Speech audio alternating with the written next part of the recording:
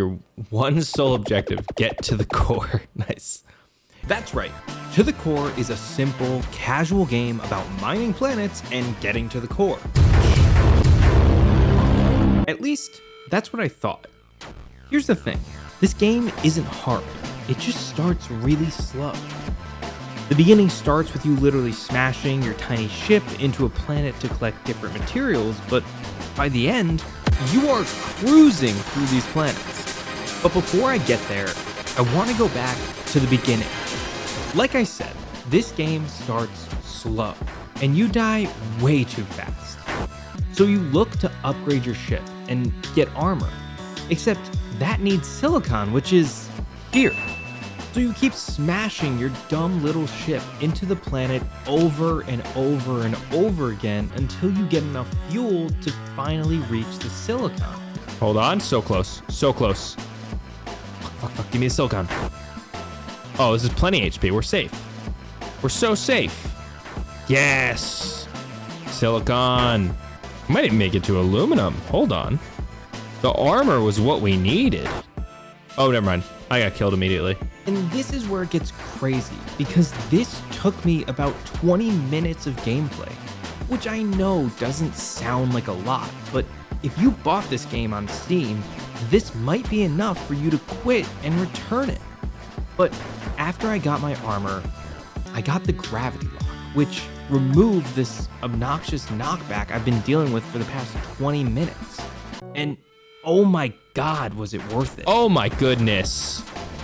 Oh baby. And this is where I get torn, because the only reason this upgrade is even interesting was because the beginning of the game was so slow.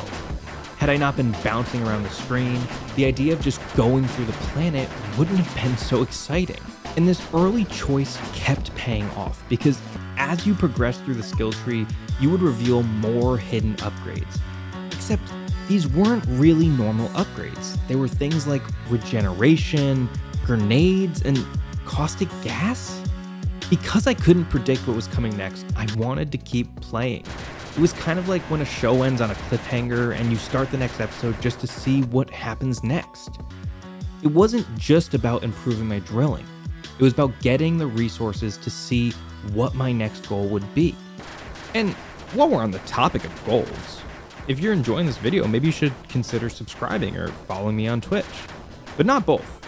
Legally, I can't ask you to do both. The game does suffer from a bit of something I call large number syndrome. Why can't I buy the sun? What's 150Q? Quintillion? No, it can't be quintillion. That would be too much money, guys.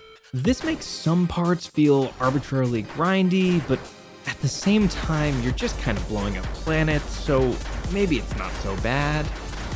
Ultimately, aside from the really boring start, this game hooked me. It scratched that monkey part of my brain where I just wanted to see how crazy this game would get. And it absolutely delivered. Eventually, you get energy balls, laser drones, and who could forget the orbital laser? Give me these orbital lasers. Dude, look at the orbital laser though. And as I kept purchasing planet after planet, gathering more resources, I didn't realize how much time was passing. I was just having a lot of fun. What started out as a humble spaceship crashing into the surface of a planet was now a harbinger of death and destruction, devouring planets, only growing stronger. And eventually, I set my eyes on the sun, the final frontier. If I can reach the sun's core, I can beat the game and become part of the select few, the 44%. And you might be wondering, why is it that only 44% of people have beaten this game? I think I got it. Yes. It's the beginning. The beginning is really, really boring.